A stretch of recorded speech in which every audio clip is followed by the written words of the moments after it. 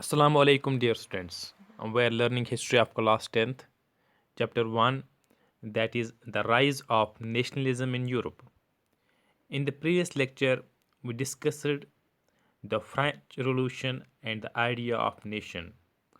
जो फ्रांसीसी इनकलाब कैसे वजूद में आया और इस तरह से जो आइडिया है नेशन का इनका क्या ताल्लुक़ है और किस तरह से फ्रेंच नेशन वजूद में आया और इसके बाद किस तरह से ये आइडिया एक्सपोर्ट हुआ बाकी यूरोपियन ममालिक में, जिसकी वजह से इनकलाबी जंग छिड़ गई बहुत सारे इलाकों में यूरोप के।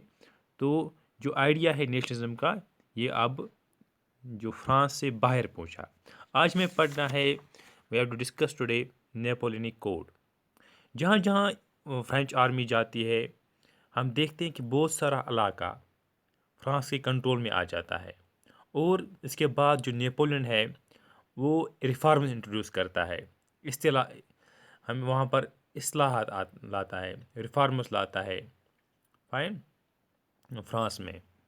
लेकिन हम बैक वक्त क्या देखते हैं कि वहाँ पर जो डेमोक्रेसी थी पहले 1789 के बाद, अब वो डेमोक्रेसी ख़त्म हो जाती है। वहाँ मोनार्क बन जाता है नेपोलियन, फाइन, खुद बादशाह बन जाता है। लेकिन इस नेपोलियन ने क्या किया, इसने वहाँ पर काफ़ी जो वहाँ इंतज़ामिया था, जो एडमिनिस्ट्रेटिव फील्ड था, वहाँ पर बहुत सारे इनकलाबी उसूल उसने वहाँ पर अपनाए, उसने शामिल किए अपनी एडमिनिस्ट्रेशन में। ख़ासकर इस निज़ाम को उसने ज़्यादा रैशनल बनाया, ज़्यादा माकूल बनाया और एफिशिएंट बनाया। उसने मौसर तरीक़ेकार अपनाया और सारे निज़ाम को बदला और इन जो इनने स्टेप्स उठाए इन्हें इनकलाबी कहा जाता है। और इसे हम बाद अवकात सिविल कोड ऑफ 1804 भी कहते हैं, या इसे नेपोलियनिक कोड भी कहा जाता है। इस नेपोलियनिक कोड से क्या हुआ, जो प्रिविलेजेस थे बेस्ड ऑन बर्थ, पैदाश के बुनियाद पर जो वहाँ पर इम्तियाजी हक कुछ लोगों के पास था, वो ख़त्म किया गया और इस तरह से वहाँ पर इक्वलिटी बिफोर लॉ वजूद में आई। हर कोई कानून के सामने बराबर था और राइट टू प्रॉपर्टी को सिक्योर किया गया। इसको इंश्योर किया गया हर किसी को प्रॉपर्टी का हक रहेगा।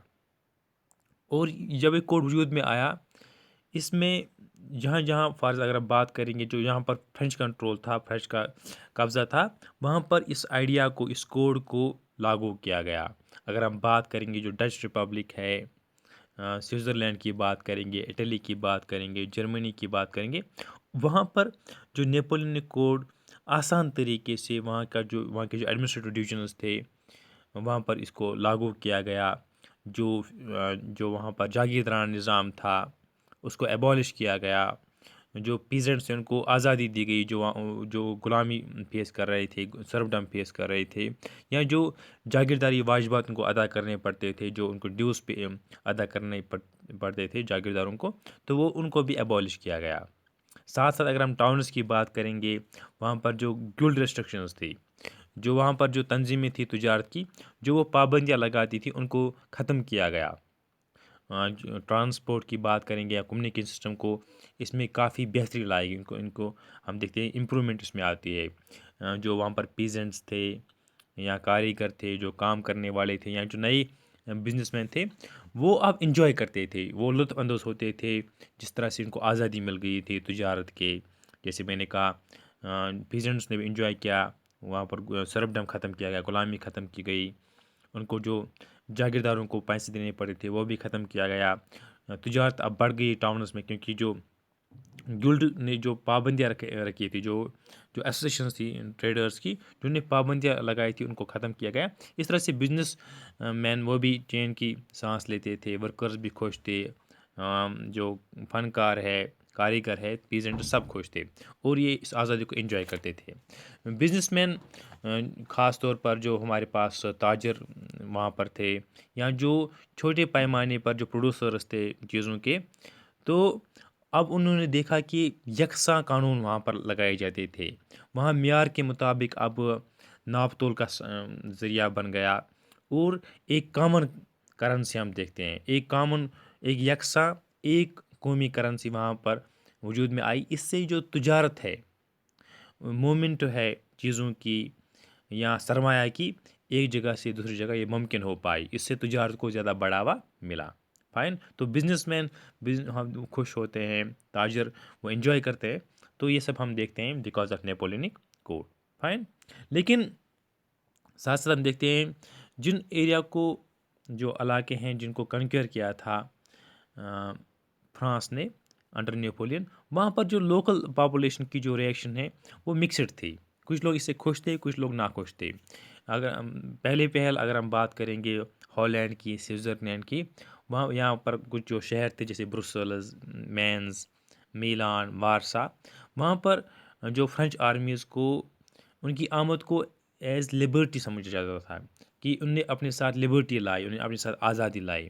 لیکن جو ابتدائی جذبہ تھا لوگوں میں، یہ جلدی دشمنی میں بدل گیا، کیونکہ جو ایڈمنسٹریٹو چینج نے لائے تھے، ساتھ ساتھ وہاں پر جو سیاسی آزادی ان کو چھین لی گئی. ایڈمنسٹریٹو ارینجمنٹس ان کے بیٹر تھے، لیکن ان سے جو سیاسی آزادی تھی وہ ان سے چھین لی گئی. وہاں پر جیسے ہم بات کریں گے، وہاں پر ٹیکسیشن انکریز کیا گیا، وہاں پر جو ٹیکس تھا وہ زیادہ لگایا گیا. وہاں پر سینسرشپ اب لگ گئی. وہاں پر احتساب کیا جاتا تھا کہ کون سا جو پرنٹ وہاں پر وجود میں پہلے ہی سے آیا تھا، تو وہاں پر اس کی آزادی اب نہیں، فریڈم آف پریس نہیں رہا.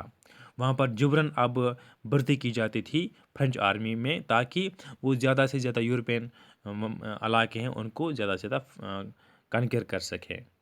اور اس وجہ سے ہم دیکھتے ہیں کہ جو ایڈوانٹیجز تھے ایڈمنسٹریٹو چینج کے، جو پہلے وجود میں آئے تھے بیکاز آف نیپولین کوڈ، وہ اب کم لگنے لگے.